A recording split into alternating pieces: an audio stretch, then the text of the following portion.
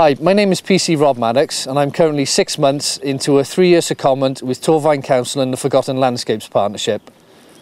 My role is a landscape crime officer.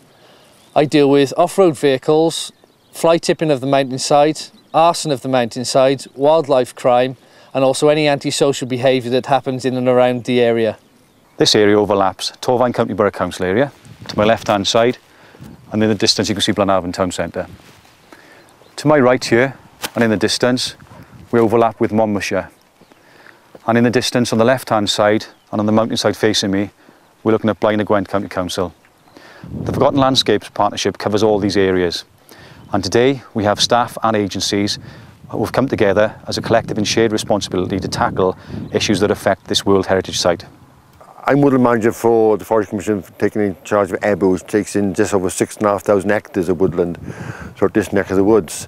We have a lot of problems with off-road vehicles per se, from 4x4s, quads, two-wheel motorbikes, riding on the common land, cutting our fences, coming into the forest areas, forming illegal tracks within our forestry blocks, causing great disturbance to the public who want to use our woods for legitimate reasons. So hopefully, if anything, we can actually just cut and save on the public purse, because at the end of the day, everybody else pays for this. We just manage these woodlands on behalf of the Welsh Assembly and the public. And these people are offending against the greater good, really. We're on quite a steep slope where the bikes have been travelling up.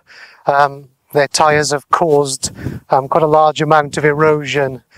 As a result, you've got very fragile soils and grassland here. That's been damaged. Water has got in and continued to erode the slope away. This damage is very difficult to repair, and through operations with the police we're trying to inform riders of the places where they can and can't ride, and we think this is a very important part of our role. One of the other routes though is what people usually refer to as green lanes, or what we refer to as county unclassified roads.